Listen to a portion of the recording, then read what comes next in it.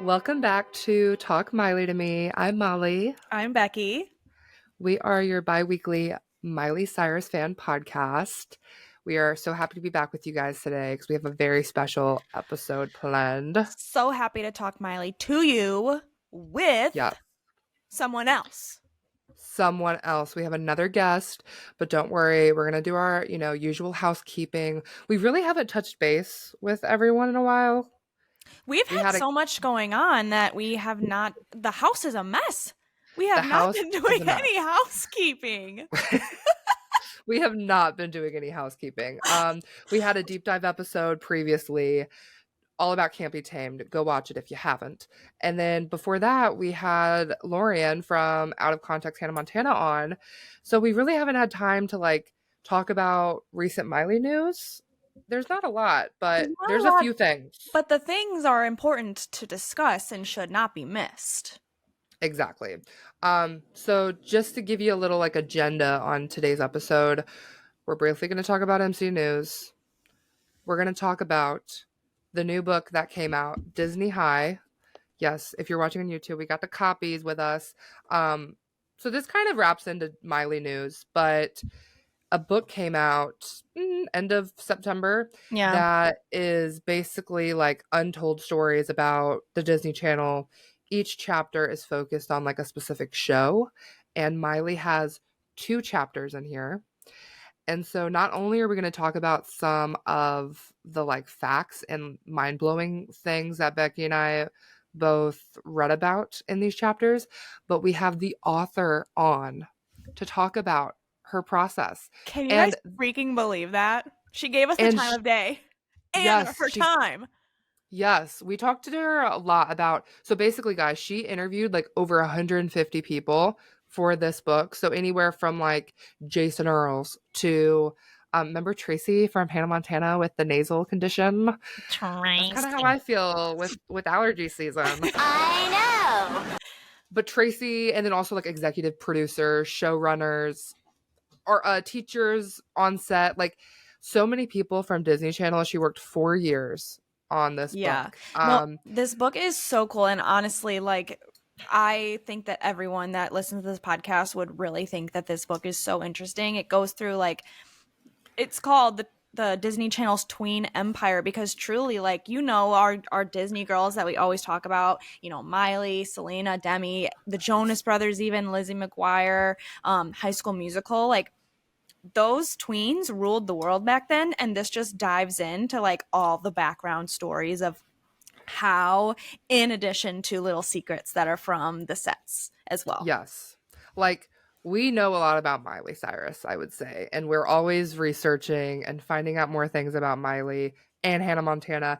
And I learned a good amount of things from those 2 chapters about Miley from this book. Oh, same. Surprisingly. I'm not going to lie. When I was going into it, I was like, what am I going to learn that I haven't already learned? So much. What am I going to find out? And turns out. So, yeah, we're going to talk about that a little bit with just you and me, Becky, and then we're going to switch it over to the interview with Ashley Spencer. So, housekeeping rules. Get the brooms out. Get the... Fluff those pillows. Start vacuuming. We need some maids in this house. Yeah. Okay, we first need to talk about the fact that Miley's mom, Tish, today, we're recording this on October 8th, Miley's mom confirmed that Miley has been in the studio all summer. Can you believe it? It's actually happening. I don't even have words. It's the fact that we're always like, she is coming. Miley's coming. But Tish confirmed in her, so Tish posted a video on YouTube, and it's her first episode of Truly Tish, and it's through the Sorry We're Stoned podcast YouTube channel. You guys need to go watch it. It's 5 minutes long. It's an easy watch. But she does a little tour of her closet, and a walk-in closet just for her coats. Behind and she lives in my LA. Closet is my closet. Behind my closet is my closet. So on brand for this video. But she's casually yeah, Brandy's been busy DJing, and I'll put the video in. And Miley's been working in the studio a bunch. Brandy's been DJing. and Miley's been in the studio. So Tish confirmed. I Tish has always love given the way us, she just spills all this for us. I and she wonder. casually does. I honestly, guys, like, let's think about this. Is this part of her marketing, just to give us little snippets, or is her mom just off the rails, just talking about her daughter? Like, I wonder if she knows how much this means to us. Honestly, does she Her know? casually. She was just casually talking about how her summer's been, and we are like clipped and ran with it. All of us were like ready. We're like holding our breaths now. So do we think that Miley's going to be releasing music then next year? I mean, has to, right? But I don't think it'll be soon. I don't think that it'll be like the first quarter of the year by any means. Yeah. It'll be interesting to see how that plays out. Other big news right now about Miley is that she's getting sued. We haven't talked about that, but it's been No. out there for a while. Tempo Music Investments. So not by Bruno Mars, but Right. the company he's working with, Tempo Music Investments, is suing Miley for allegedly copying Bruno Mars's track When I Was Your Man with Flowers. If they're successful in this lawsuit, Miley and the other named defendants would be prohibited from reproducing, distributing, or publicly performing Flowers. So Miley and her other co-writers and producers. Oh my God, wait, that's a big deal. Yeah, like she can't perform it ever again. She can't distribute it. So yeah. But here's the thing. They're just now doing this. And also, so many people, even Billboard has said that Miley doesn't need to credit Bruno Mars because, quote, the two songs share some sonic similarities that could raise copyright concerns, but there are no direct samples, clear interpolations, or significant overlaps in melodies, rhythms, or production textures. And that's kind of what I was thinking. I know, like, when the song first came out, there was some people talking about, like, oh, Miley's kind of referring to When I Was Your Man. Just, Well, you know. that was like part of all the lies that were surrounding Flowers. Remember how they were like, this is the song that they played after their wedding? Like, why the fuck? Yeah. Why would that be the song played at their wedding when this is about a breakup? I wonder. First of all. Yeah, I agree, but also I think that's like has not been debunked though. Like it's a possibility. Yeah. And I mean, obviously, yeah, the words, the lyrics are similar there, but it's because they rhyme, guys. Yeah, I don't think that they will win. Cliches that everyone says, right? Yeah, like I can hold my own hand. Yeah, because it rhymes with writing my name in the sand. What else am I gonna say there? Hello. Which Bruno Mars never talks about anything about sand, does he? I think he does. Oh, never mind. Obviously, I don't listen to When I Was Your Man that much. But we'll have to see how this plays out because, yeah, that's kind of scary, but also I'm not super worried. Especially because it's not Bruno, right? That would make it a bigger deal, Bruno. right? And everyone's like hating on Bruno. Guys, it's not Bruno.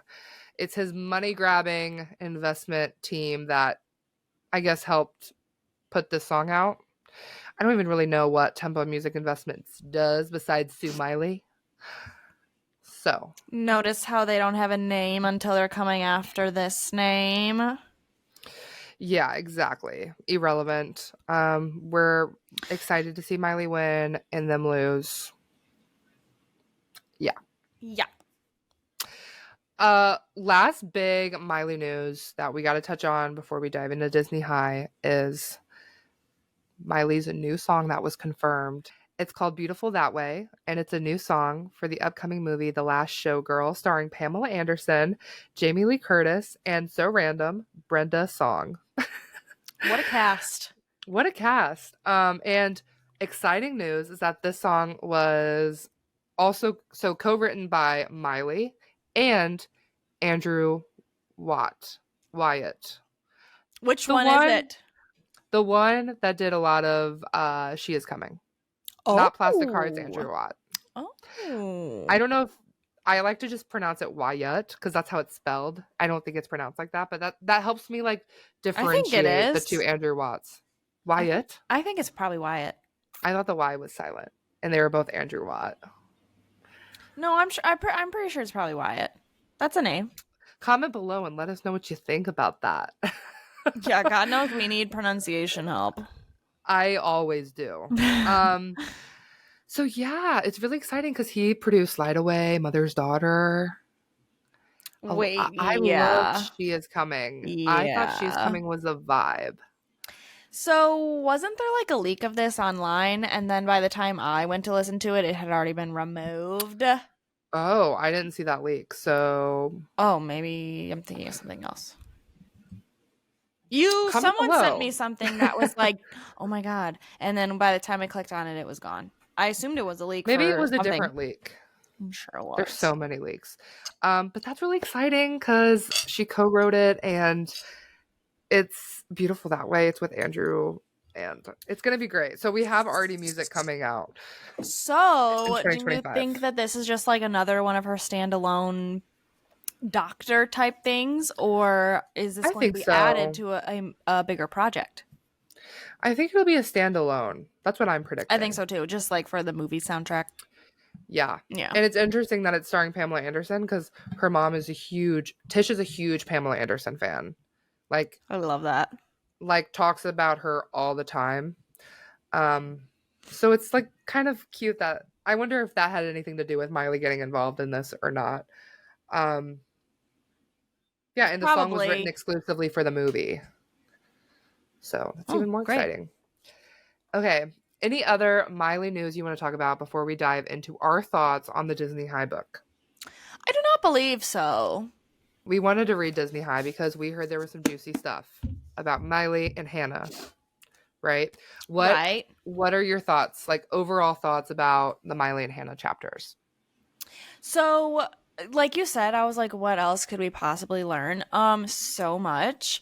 It was like really, really interesting to read. I think if we're being honest, I was expecting more like tea and drama because all of the excerpts that they put online as like teasers is just like talking about Billy Ray's behavior on set and stuff. So I thought it was going to be all about that. But really, a lot of it was like the science behind why Disney picked Miley or picked the things that they had her do, and also like talking about the way that they managed her as the Meet Miley Cyrus era. And they had like 3 characters basically to work on, but also still letting Miley be Miley, which was my favorite part, is that they still just they really gave her a lot of freedom as far as Disney gives, you know what I mean? Yeah. Right? Yeah, that was honestly something that did shock me. I think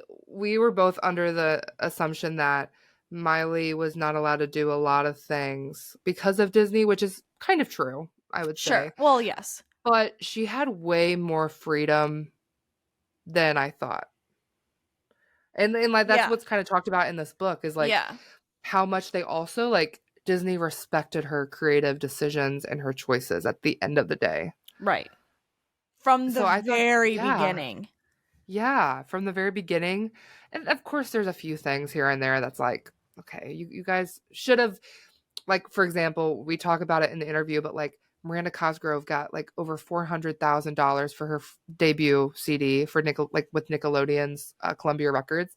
Miley got like $65,000 for her debut CD. And it's like, okay, you know, they didn't know to invest that like a lot more money into it, but they probably should have. But at the same time, Molly, what I think about that is like Miranda needed more of the money for more help. Oh, do you think of it like that? Yeah. I think of it in terms of like collaborating with the best writers and like having a higher production team, because it's like the more money you get, the higher quality production team, the higher quality writers you can outsource, because Miley did outsource a lot of writing with her with Meet Miley Cyrus. Yeah, of course. I don't know. I think obviously who really knows what could have happened if she got more, but like that's a good take. At the end of the day, it was obviously way more successful than Miranda's singing career. And I guess that is pretty impressive. All that money. Yeah. then you could turn it and be like, okay, that's impressive that she had only a fraction of what Miranda Cosgrove had, and she was able to do so much with it. Yeah. And I mean, yeah, I guess she had Hannah Montana there to support her, but really it was just one side, it was just her, like, by herself, and people just got it. Like, they clung on to her right away. Mm-hmm. Um, yeah, I mean, we already talked about it a little bit, but there are a few, there's a little bit of tea, I would Yes, say, of in the course. 2 chapters, and we're still powering through the rest of the book, so we can't really speak for the other chapters, but I'm excited to finish the book because Oh, for I am, sure. like, huge into, I mean, I grew up with Disney Channel and, like, that whole world, so I'm excited to continue the other chapters, but I do like that she broke it down into Hannah Montana and then Miley branching away from Hannah Montana. Yeah. Um, you talked a little bit about how it came down to, like, Miley and 2 other girls, and I think a lot of hardcore Miley Cyrus fans know that it came down to Taylor Momsen and, Daniela Monáe Mm-hmm. from Victorious. A lot of people know that, I knew that, but some of the, like, details about that decision I didn't know about, and Right. they really dive into, they have the 2 executive producers, showrunners of Hannah Montana.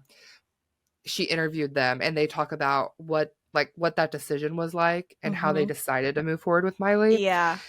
And, like, I didn't know this, but, like, Taylor Momsen was like, okay, she's out. Like, she was kind of an easy, distant choice. So then it was down to Daniela Monáe and Miley.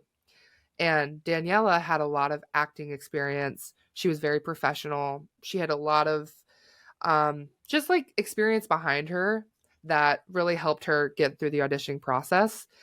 And everyone was like, wow, she's perfect. She's hitting every single mark, whatever. On the other hand, they said Miley was very unpredictable. She was missing a lot of the acting marks, but she could sing a lot better than Daniela Monáe. And they decided that Daniela Monáe kind of came off a little boring, like they knew what she was going to do next. But with Yeah. Miley, she was unpredictable, is what they said. And that's what made them want to kind of choose Miley, was that you just didn't know what she was going to do next. And I feel Yeah. like they saw that authenticity and they knew Miley was going to translate that into the show. And I mean, that's probably why they changed her name from Chloe Stewart to Miley Stewart, because she was like she was Miley Stewart, right? In that Yeah. moment of time, especially in season 1, she connected so much with the character. I mean, and then Billy Ray ended up being her dad. Like, it was like her. Yeah. So, Which I talk about too, but that's like my favorite part is like from the very beginning, Miley was chosen because to her core, she is Miley. And like they could tell in that first interview of meeting Miley Cyrus that she is unpredictable. And here we are where we're like, what the hell is her sound going to be next? All of her, every single era has been unpredictable of what it was going to yeah. sound like. And so it's just so validating and so like reassuring to know that like she's Yeah. never changed. Absolutely. She's always unpredictable. Yeah. Also, what I thought was interesting is it's like, and it makes sense too, but they said that Taylor Momsen and Daniela Monáe, their contract, so when it came down to the 3 people that were left, they all had to sign a contract if they were to be chosen. And Miley's was a base salary of $8,000 per episode for the first season, whereas Taylor and Daniela's were looking at $10,000 per Yeah. episode because they had the past experience. Um, and so they ended up getting a little bit cheaper of a deal with Miley, at least Right. in the beginning, probably the whole time, I would assume, because they made so much money off Mm-hmm. of that show and the brand. Um, but I feel like they ended up getting way more bang for their buck. For sure they did. Yeah. They kind of cleaned up with that.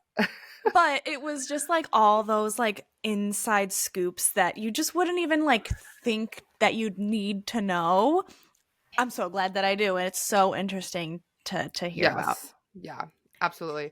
Another hot topic in this book that we've talked about a little bit, and the excerpts is like online, I think, but Miley and Billy Ray's relationship on set. We talk about that a little bit in our interview Yeah. with her. Kind of not shocked that it was like this, but They talk about their relationship being compared to two friends rather than a parent and a child, and that Tish was usually the one putting her foot down. And isn't it interesting that now Miley has a better relationship with Tish than Billy Right. Ray? And Right. Tish was the one that was, being like, don't do, like, Yeah. not punishing her, but being like the parent figure. Yes. Yes. Whereas they talk about how Billy Ray was like too scared to even like yell at her in a scene because Right. it would just felt so uncomfortable for him. Right. Crazy. Very crazy.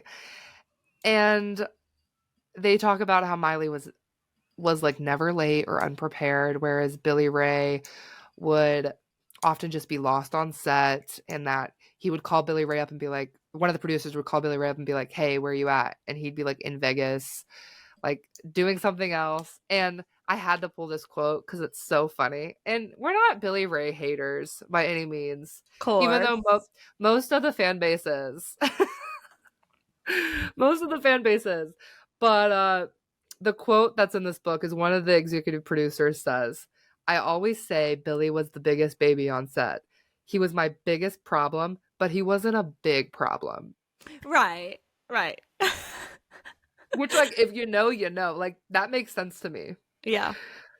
Like, he's like annoyingly, like, always kind of just like a problem, but him being like a problem isn't a problem in the big scheme of the whole show. Yeah, exactly. Is what they mean. Yeah, they're like, if that was my biggest problem, then it was easy, Yeah. And then they talk about how he was very like loving on set though. He's that good old Southern boy. Exactly.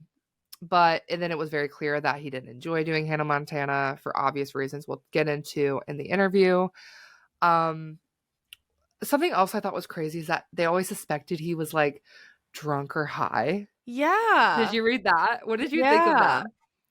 I mean, I was like a little bit surprised, but at the same time, I was like, well, I don't know. I guess it's things that you don't think about, but I'm pretty they sure said that it Miley's was never like bad enough. Yeah. That they were like, you must be drunk. It was just kind of like, that was kind of weird. Yeah. Yeah. Well, I'm pretty sure Miley or someone has come out before. I think it was Miley, like a while back. She's talked about how like, and I just assumed the last season, maybe that's what they're talking about, but like her and her dad would be smoking weed on the set of Hannah Montana. Like how much weed can I actually smoke and still play a teenage superstar on the Disney Channel? and then like what's the answer to that question? More than you would fucking think. Jason Earls did say that Billy Ray kind of like adopted him in a way, in that Billy Ray lived an hour and a half away the first season of Hannah Montana. And so Billy would invite him to like stay at their house so that he wouldn't have to drive. Yeah. And so he only had good things to say about Billy Ray. And so I think it's like two things can be true, right? Like Billy Ray can be maybe not the best or have the best connection with Miley now, but he also could have still been a good father and like a good person on set. Right? Oh, of course. Yeah. One more thing I wanted to talk about before we dive into the interview was that, and we didn't talk about this during the interview, but I guess a week before the final episode of Hannah Montana wrapped up filming was when Miley released Can't Be Tamed. Mm-hmm. And I didn't know this, but they talk about, we talked about it in our Can't Be Tamed deep dive, but like Disney did not promote the album, even though it was part of Hollywood Records, just due to like the promiscuous nature of the album. Yeah. Disney Channel previously panicked over the imagery of young girls crying in Miley's Seven Things music video and only allowed it to be played on Disney Channel once a focus group of moms assured Disney Channel that they weren't bothered by the rawness of tweens' tears. What? No. What?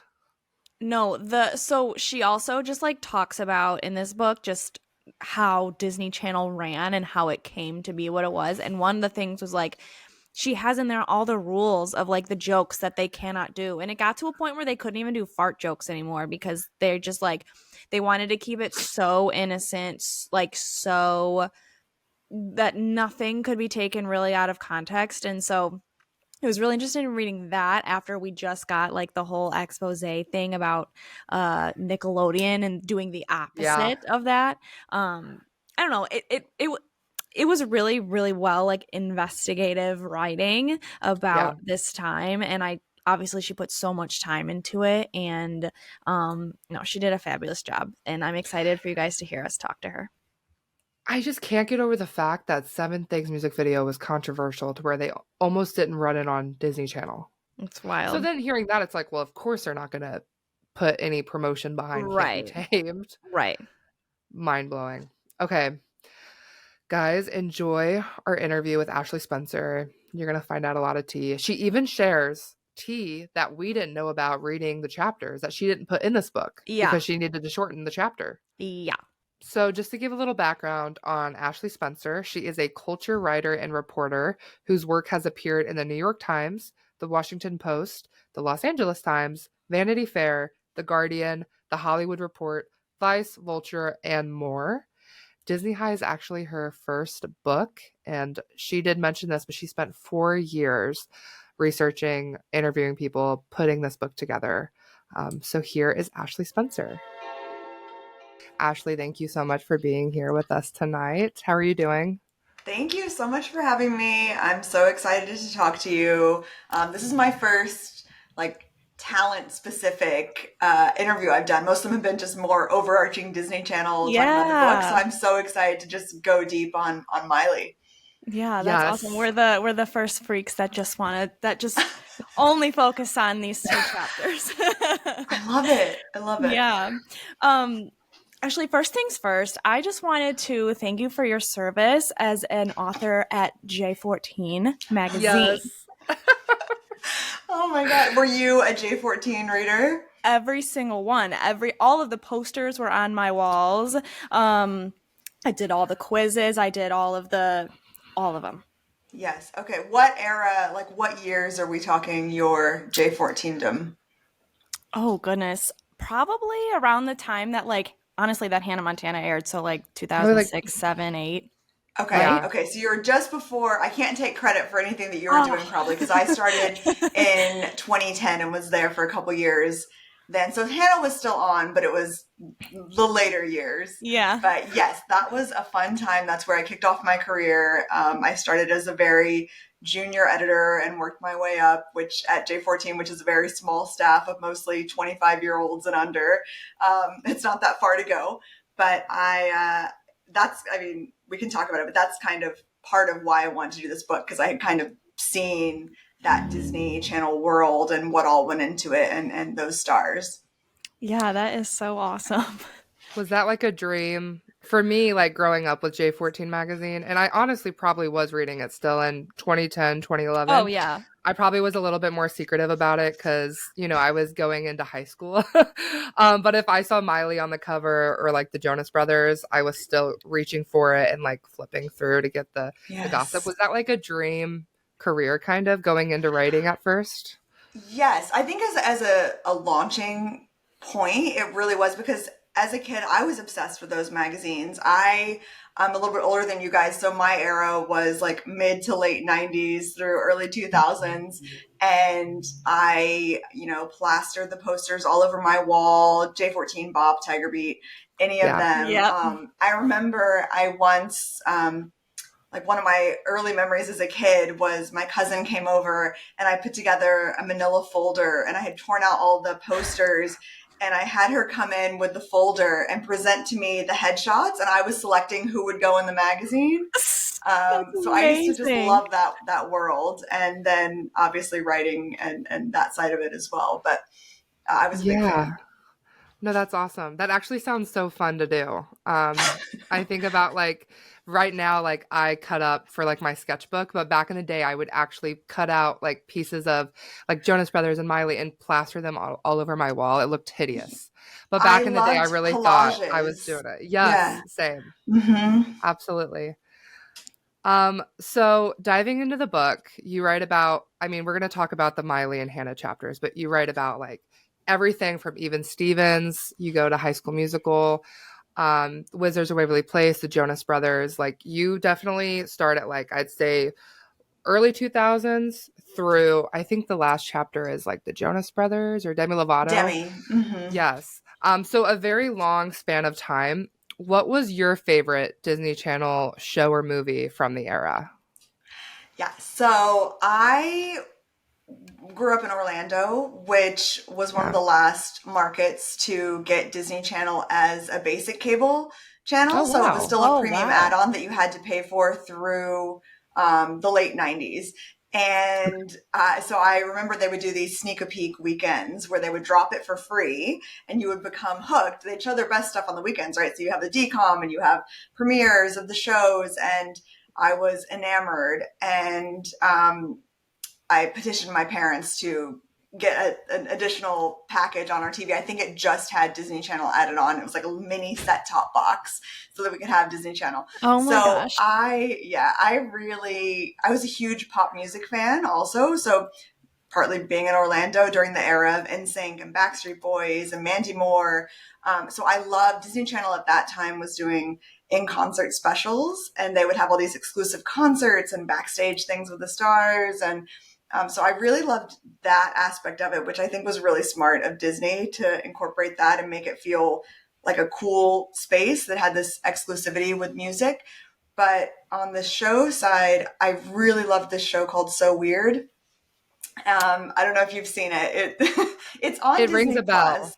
Okay, it's kind of a deep cut, but it is on Disney Plus, so you can stream it now. It was a single camera drama, really dark, supernatural, like sci-fi X-Files type show for Yeah. tweens. Mackenzie Phillips played the mom, and she was a rock star, and it's like the daughter was on the road hunting paranormal things. So I love that. I love the famous Jet Jackson, which was kind of in a way a precursor to Hannah Montana because Jet, that one sadly is not on Disney Plus, but Jet was this action star, spy, very famous teenager who then moves in with his grandma in North Carolina to live a normal life back home. So he Oh, kind of has that split world as well. He's not, they know who he is. He's not yeah. incognito, but I think you can kind of see the seeds of Hannah Montana starting in Jet Jackson and that playing with the idea of being famous isn't everything it might seem.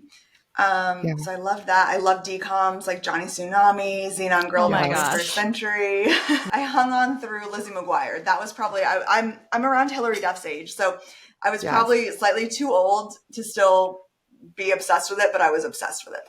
Well, of course. And Absolutely. that's how we started getting with Hannah Montana. Like, definitely into like season 3 and Hannah Montana Forever. It was kind of like, should we still be watching this? And it was like, oh, maybe we're not telling the kids at school that we're rushing home to watch the premiere of the new episode, but we were. Yeah. I think it's a similar thing probably with Hannah that Lizzie had, which is that the clothes were kind of aspirational and cool, and I like was obsessed with the way she did her hair, Hillary and Lelaine, and I just wanted to emulate them. And I think with Miley on Hannah, there was a lot of that going on too.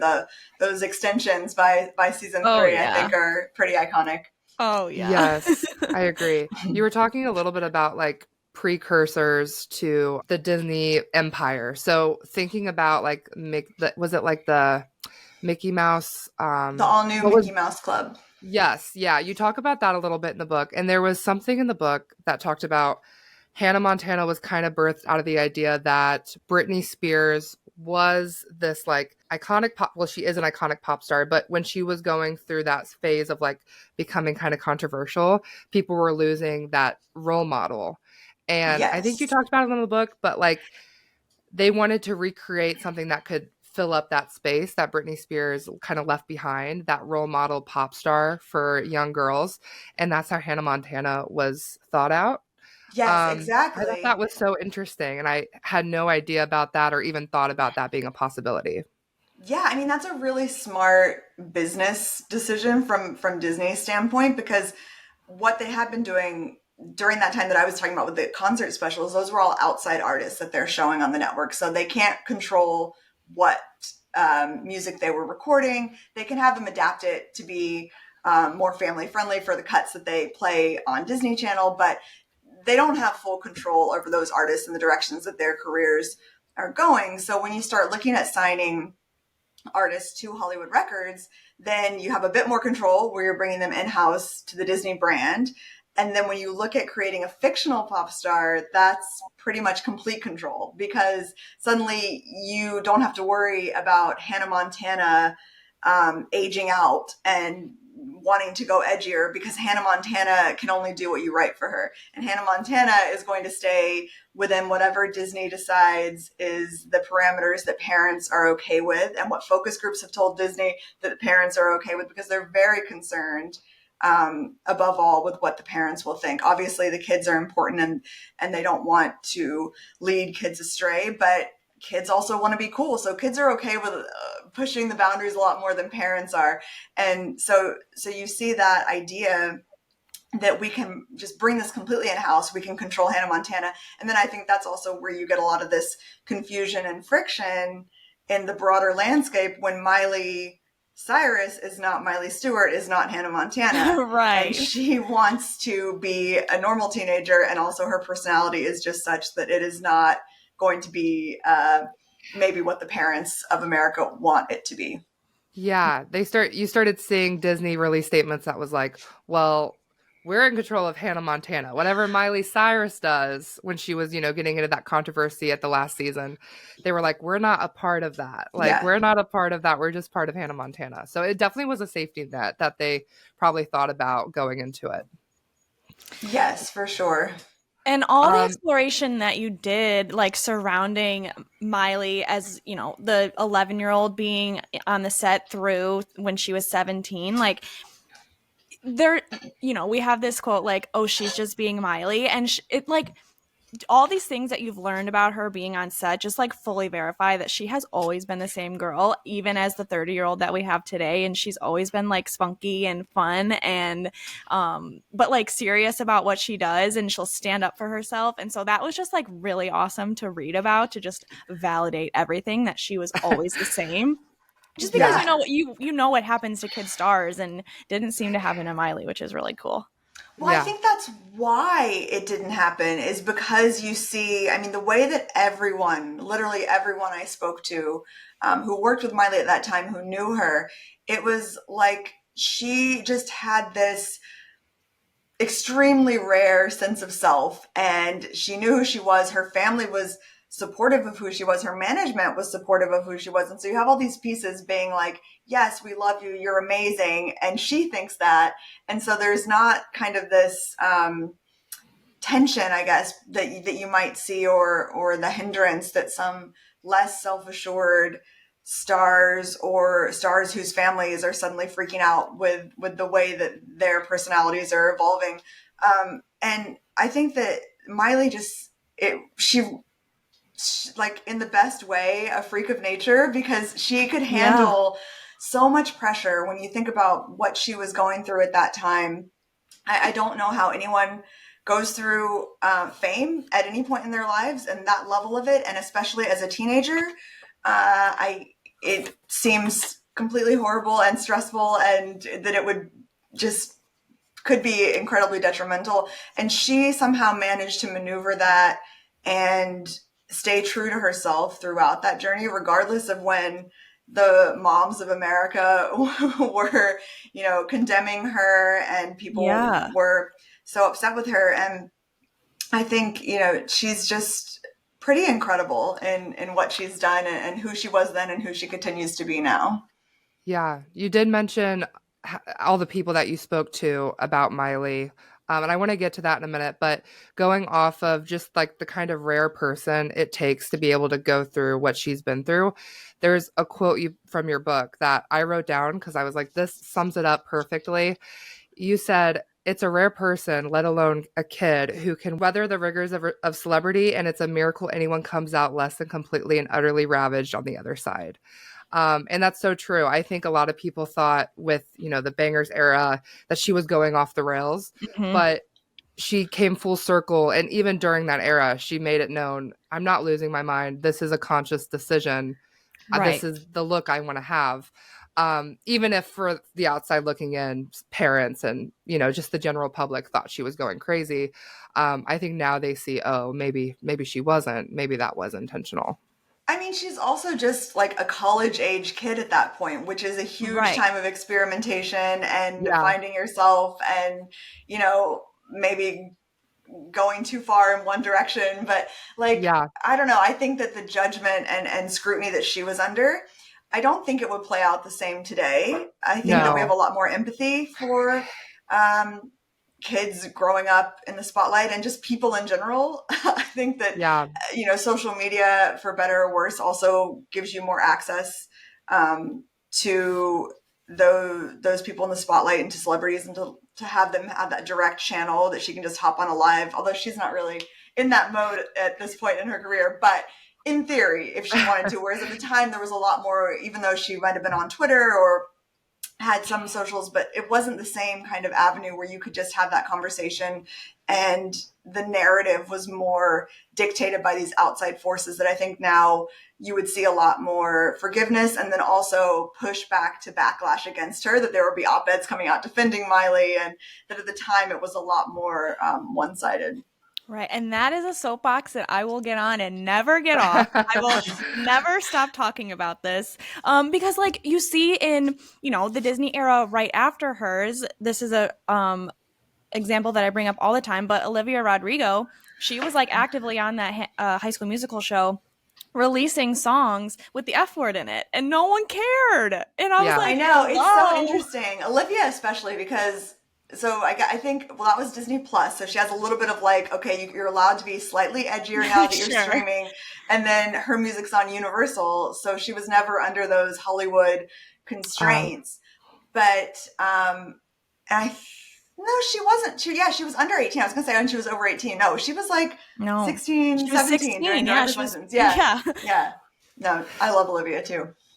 Yes. And so you spoke to over 150 people for this book, which is insane. Some were okay with being credited, you mentioned. Some were not, obviously. They're worried about backlash and NDAs, I'm sure. But do you have an estimation on about how many people were interviewed for both the chapters that include Hannah or Miley? Oh, just Hannah people. I'm And sure there was a Miley lot of related. mixing too. Yes, Like there's a the lot of chapters. overlap, especially at the network executive level and people that Yeah. were working at Disney Channel.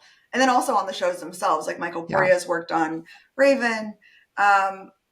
I would have to pull the numbers, but probably for those two chapters, probably around 40. Wow. Wow.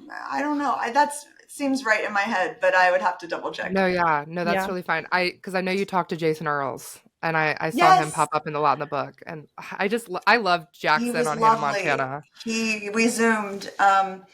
Yes, I thought that the way that he spoke, talking about people that were just so adoring of Miley, the way that he spoke about Miley and the defensiveness that he felt for her over some of the backlash, you could feel the anger of him talking about it now, of just Oh, like wow. the way he couldn't believe what she had to deal with as she was growing up herself, and that people couldn't understand that Miley Stewart is a character, Miley Cyrus is a real person. And so, yeah, he was wonderful, wonderful source for the book. That's That's awesome that awesome. he still like feels that way, because I think that like Emily Osment does not.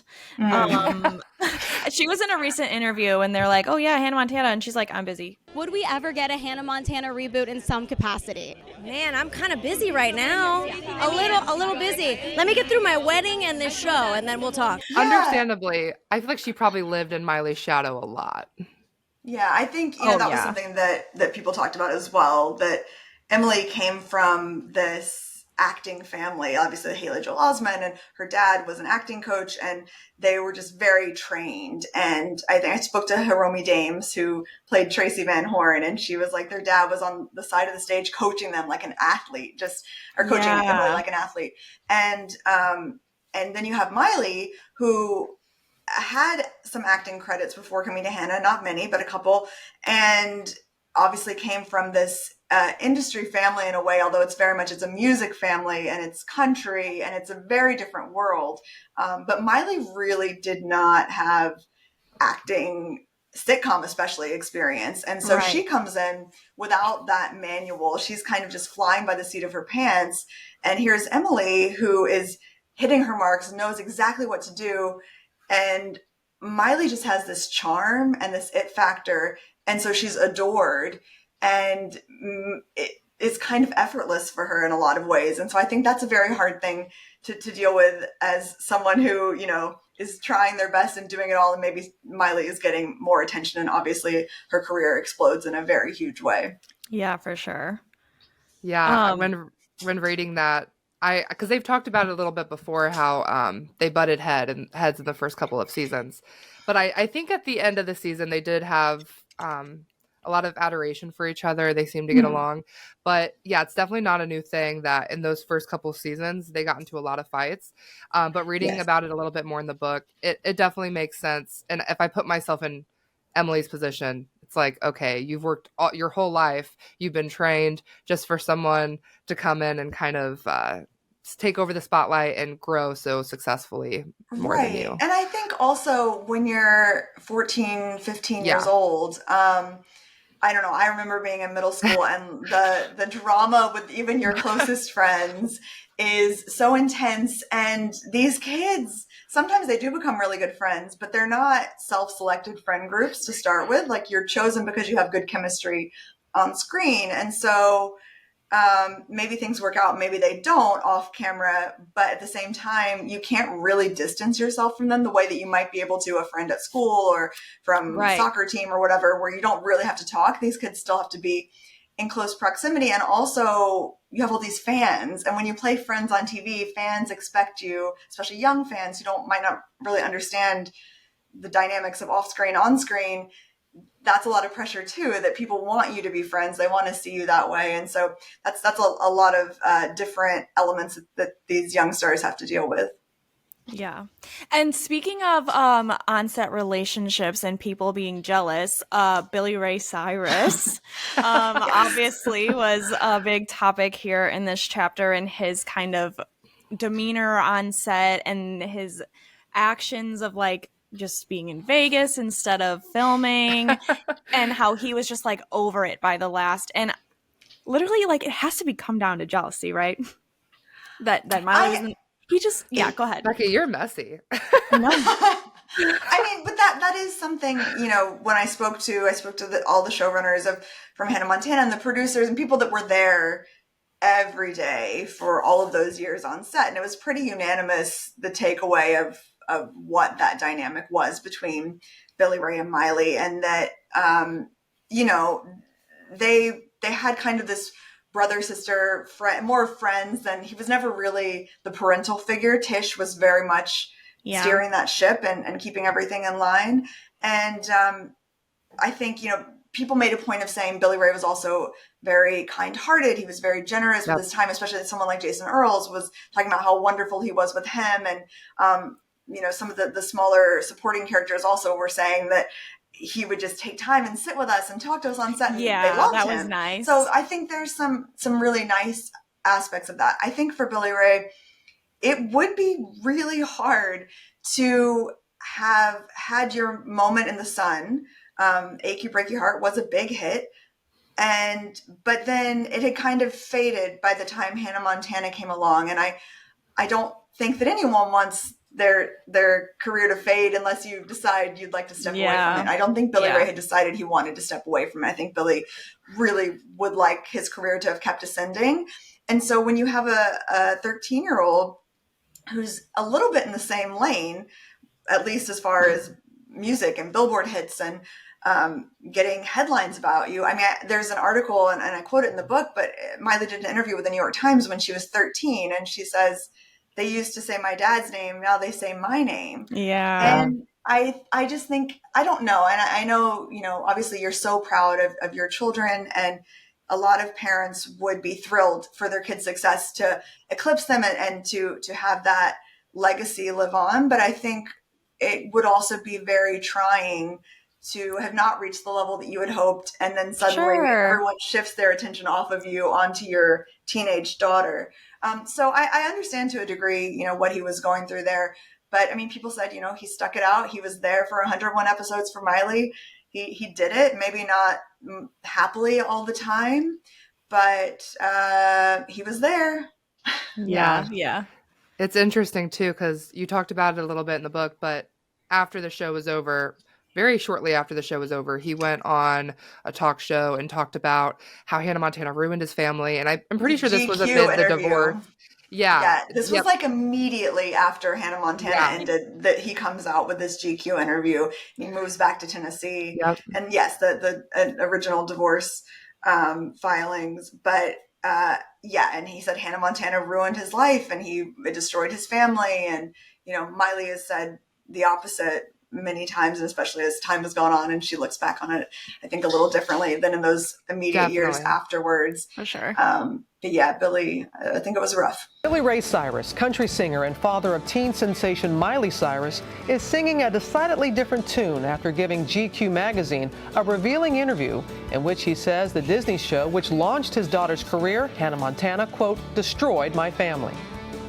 It always seemed that things were going well and that you and Miley and the family, you were enjoying it. Do you stand by those comments that you made in GQ? I did that interview with GQ 2 weeks before Christmas in the midst of a divorce, separated from my family. It was a mess, surrounded in darkness, and GQ, the writer and photographer, showed up. So you didn't mean any of those things? Here's where I'm at. Okay. Right now, there's a lot of positive communication between me and my family. I love my family more than anything in the world. And my family extends out into the Disney family. I have a lot of great friends at Disney. I do think he is like a good old like country boy. Like you said, he would talk to everyone else on set and would have heart to hearts. And I'm sure he really does still care about Miley, but I'm sure he hopped on this show thinking, oh, this will help her. This won't be that big of a thing. It's just Disney Channel. And then it blows up and it's No one knew. she No makes one knew. so much money. It's crazy. And he's probably like, wow. And it's interesting too that she was born, I'm pretty sure, the same year Achy Breaky Heart came out. Yes. And Yes. so I'm not like a voodoo type of person, but I'm like, it's kind of crazy that she was born the year he had his highest like stardom. It's like, did it go through her? And now she's kind of carrying that on in an even bigger way. I think about that sometimes. That's interesting. Yeah, I their relationship, I wonder, what will happen down the track, and if they'll get to a place where they're closer or not. But yeah, he was obviously a huge part of Hannah Montana, and that's, I mean, it's interesting too. I talk in the book about casting Billy Ray because it wasn't really a given that he should be on that show. The producers were not thrilled at the idea. Tish was the one who floated the idea and pushed and was like, hey, why don't you consider Billy Ray? He's not doing anything right now. And they were like, okay, this guy's never done a sitcom. The kids, like, it's not a selling point for 12-year-olds in 2005 or 6 by the time it aired, but to see Billy Ray Cyrus on their TVs. Like, it's not working for the target audience. So that didn't help him at all. But I think the casting directors were pretty charmed. They talked about how he was just so handsome, and they talked about his kids, and they thought it was so endearing. And I think with Miley, because she didn't have TV experience, when she had to test with other adults, she was really stiff and hesitant. And then when her real dad comes on the show, that chemistry just worked so naturally. And I think that made the show in a lot of ways. Yeah.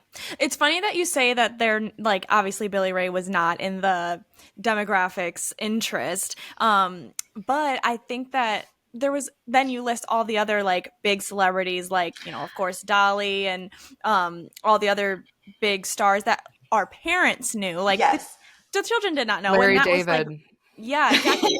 Yes, that story was crazy. Half of those, though, it becomes a thing where it's like their kids want tickets to sit in the audience, and so they're like, well, okay, we'd love to have you on the show, the producers. But yes, you're right, it totally is pandering to the parents at that point. I think Disney Channel was a lot more comfortable with doing the stunt casting for one-off episodes or for a DCOM supporting role, but to have someone commit to a series that maybe is not a talented sitcom actor is a bigger risk to take with Billy. Yeah. But like bringing all those people on is kind of like what helped this like tween empire, because you wrote about in the intro chapters, like even there was this guy that like didn't have any children. He was just this like gym bro in his 20s, and he watched Hannah Montana, and it's like, well, why? And it's like people at that time, even if you didn't have children, like you knew who Hannah was, you knew Selena, you knew Demi, and like the Jonas Brothers, but like I can't at this point, I cannot list a single show that's running on Disney, and let alone their stars. Yeah. No. Well, it's just diminished so much. So, like, the average audience for Disney Channel in recent years is about 120,000, which is like a single Taylor Swift concert, a little bit more than that, versus when you've got 2 million average in the early 2010s and late 2000s. And so that you just can't have an impact anymore. You can't build stars out of that, really. I mean, some of them have come from that, but they didn't become hugely famous while on their shows. That's a really unique experience to the Miley, Selena, Demi era. Even when you get to like Dove Cameron and Sabrina Carpenter, and they're releasing songs on Hollywood Records in the mid 2010s, and those songs, if they chart at all, they're charting in like the 80s and 90s. You have Miley, Selena, Demi consistently getting number 1, number 2 records while they're still 16, 17 acting on Disney Channel. It's just inconceivable today.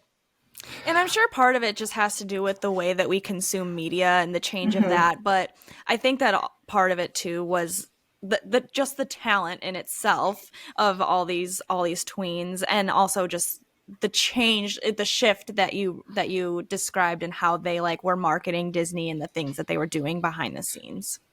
Yes. I mean, it's really, they hit this magic point where Disney, it's weird to think about Disney being an underdog in any way, but at the time in the early 2000s and late in the 90s up to early 2000s, right up until Lizzie McGuire, it really, Disney Channel was the bottom rung of the Disney corporate brand, and it was the underdog against Nickelodeon as well. And so no one really thought that it was going to have the impact that it did. And so you have this very slow, tentative agreement between the Disney record labels, even the Disney merchandise. The consumer products division had not merchandised live action stars on clothing. Like, that was something they weren't sure would work. They didn't want to do. They knew how to market Simba and Ariel and Belle and put all of that out, but the stuffed animals, but they didn't know, will kids buy, a teen girl on a t-shirt? And so once they kind of figure out, oh, that's going to work, and also we can do concerts, and we can have theatrical movies involved, like, they just opened up all these doors that were previously closed, and then they kind of shut again behind them, because what I think you see the TV side, and especially around the time of High School Musical 3 and the Hannah Montana movie, they're realizing, well, we grew these franchises and now theatrical's taking them away, and they're going to reap those profits and they're going to get credit. We don't want to do this anymore. And so that relationship then starts to break down a bit. Yeah. Gotcha. Yeah. Speaking of teen girls on shirts, I love your Hannah shirt. Thank you very much. A gift from Etsy. Love it. So during this whole project, what surprised you the most? And we don't even need to necessarily focus on the Miley and Hannah chapters, but was there a moment that really had you shocked when writing this book or interviewing anyone for it? Oh, there were so many moments. I'm sure. I mean, it's like constant shock. And it's funny because I worked on this book for about 4 years. And so I sat with a lot of these stories and these interviews. Some of them are 3 years old at this point that I've had. And so a lot of it doesn't shock me anymore because I've read it and revised it so many times. But when the book, just before the book came out, we released a couple excerpts online or to outlets, and I would see these comments, and this was in regards to High School Musical, and it was from, I think, like a lot of Vanessa Hudgens and Zac Efron fans. But I mean, they were just like, my jaw was on the floor. I was completely shocked, and I was like, oh, wasn't that shocking? Because I'm a bit desensitized now, but I think people were really interested in the Zac and Vanessa, how they got together, that story. I don't know what I would say was the most shocking to me. I think, let me think. With regards to Miley, I think it's less maybe a specific thing and more just in my research of when you look back at the coverage at the time. And I kind of go into this in an extended part in the second Miley chapter. But just looking at the overwhelming way she was covered by the national media and by these huge outlets. And like when she did the Vanity Fair photo shoot, the infamous Vanity Fair photo shoot, the way that, I mean, Jamie Lee Curtis wrote an op-ed in the Huffington Post being like defending Miley, but being like, of course she's embarrassed. Like, of course she feels bad about this. Stop. And, you know, just assuming that she knows with the best intentions, but assuming that she knows Miley's inner heart. And it's just, again, different than the way I think any of this would play out now and the way we would talk about a teenager.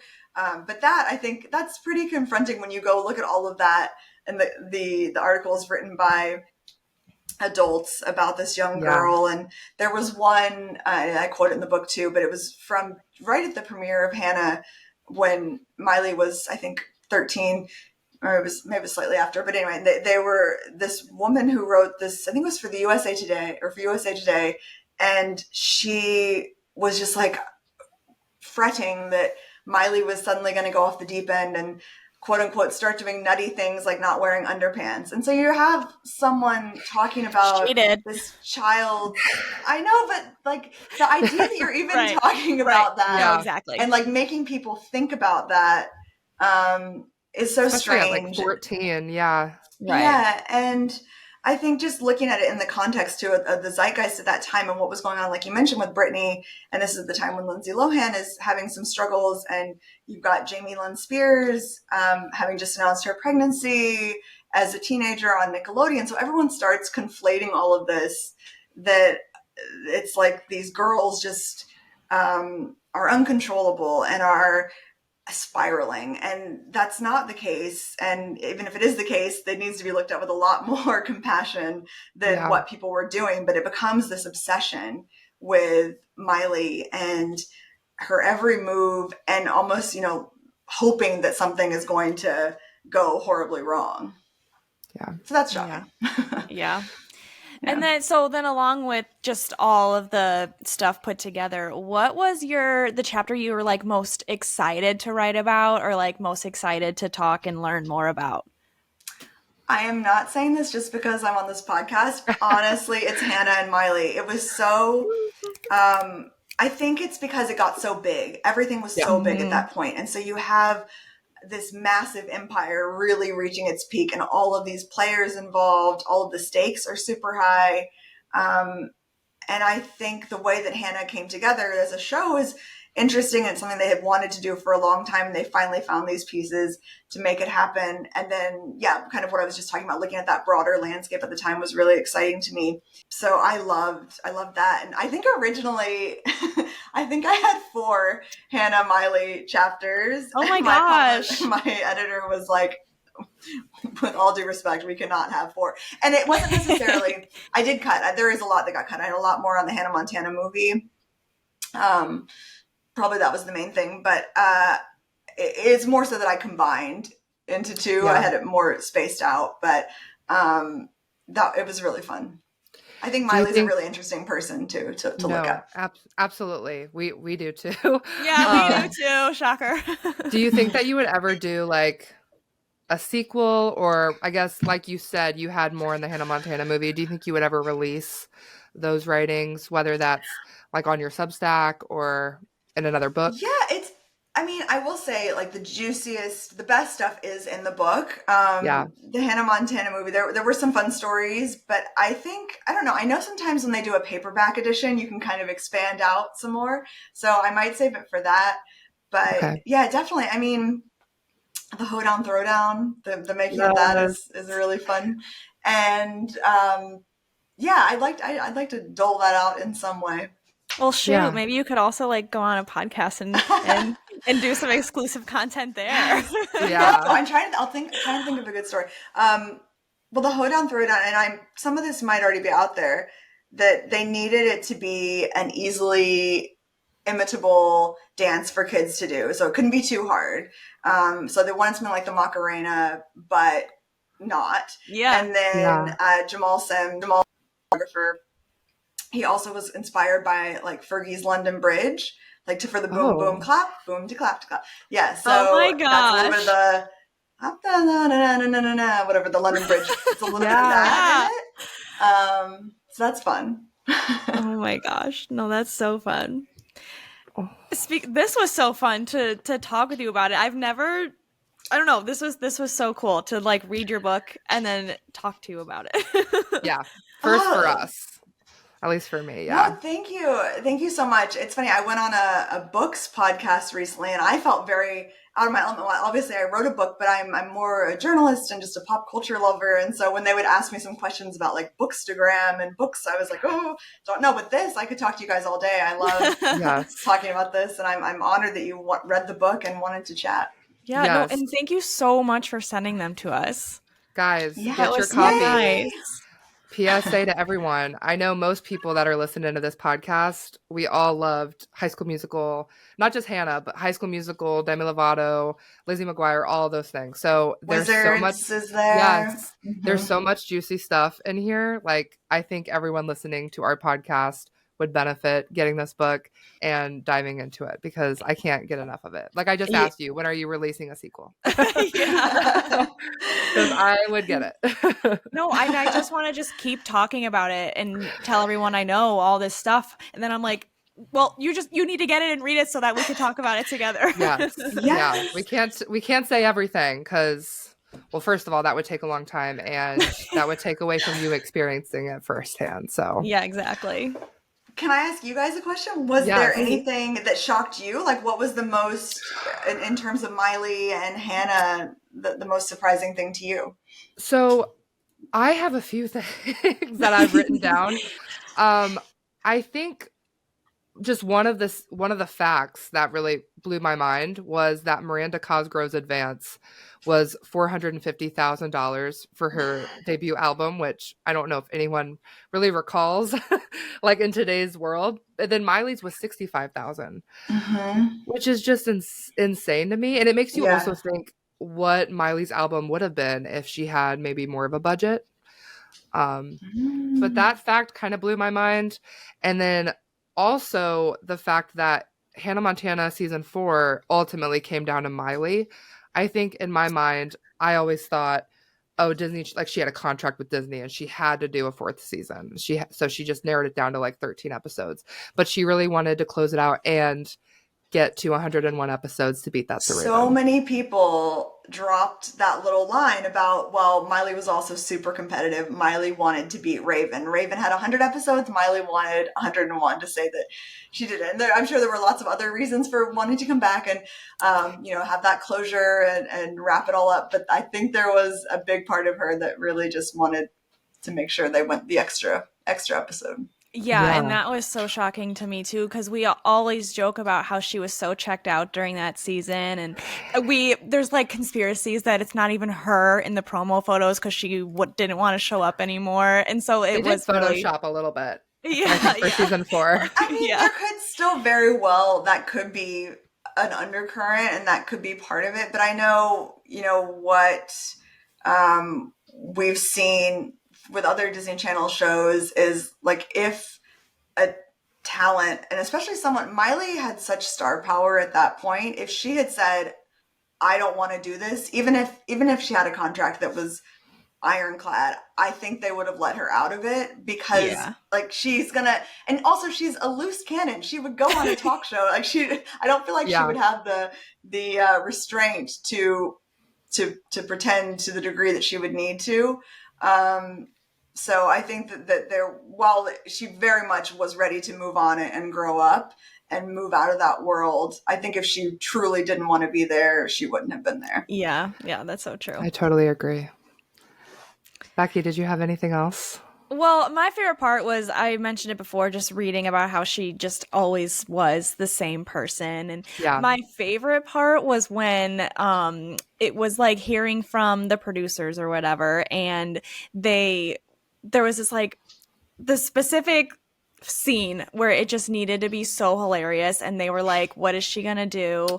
And they let her do it, and she like improvised the funniest thing, and they kept doing it over and over again, and she just was nailing it every time. And they're like, okay, now they gave her direction and they said, do it this way. And she mumbled to herself, fine, I'll do it the unfunny way. And they were like, this girl gets it. And that's because when they knew mic'd, they didn't. and they can hear, and she wasn't thinking that they could hear her. But also the extra level layer to that is that the director of that episode was Fred Savage of the Wonder Years. I don't know if you remember him, but he was like a child star, and he's the one that was like, okay, stop doing your funny bit and do one the serious way. And she's like, here's one the unfunny way for Fred.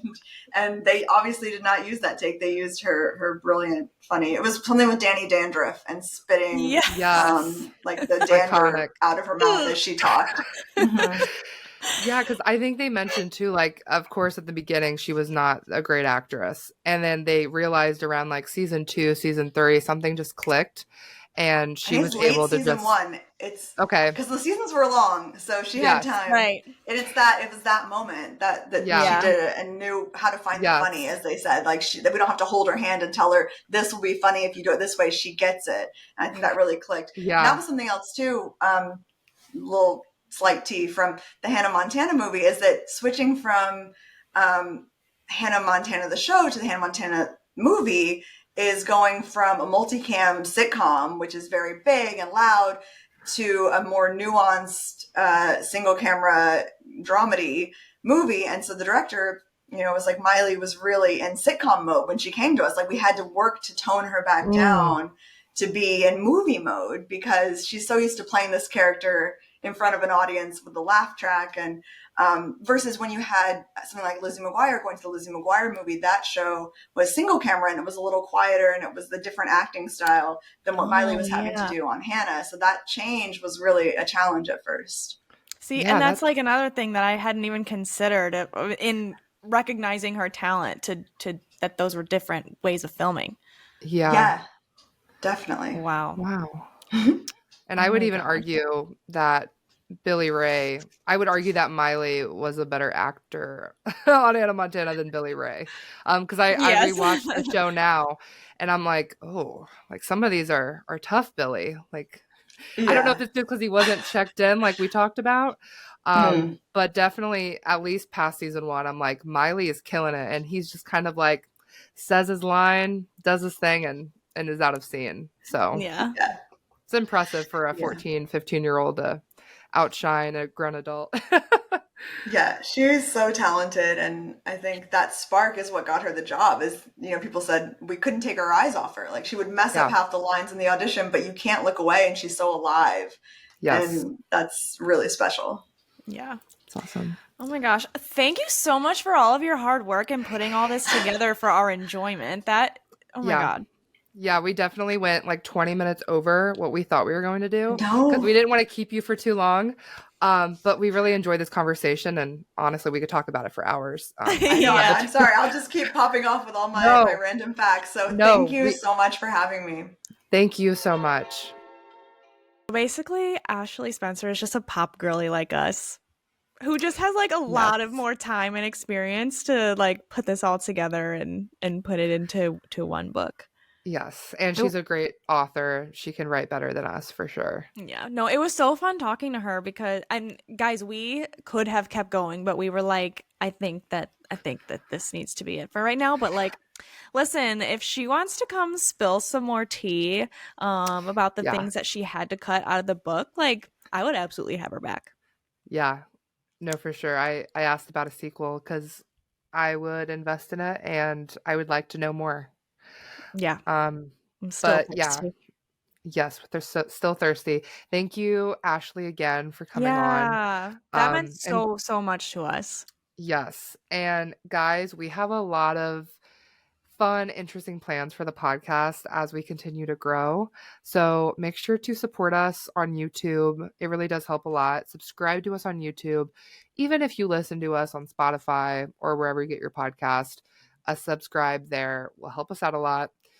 Make sure to leave us a review of the podcast wherever you get your podcast and follow us on all the socials. Oh, and if you want to be featured in an upcoming episode, leave us a voicemail. It's in the link of this episode bio. You can leave us a voicemail and we'll play it on our next episode. We'll get to all those voicemails on the next episode. So Anything else, Becky? Thanks for being here. Yes, we That's all I appreciate you got. guys a bunch. Love you all. Bye.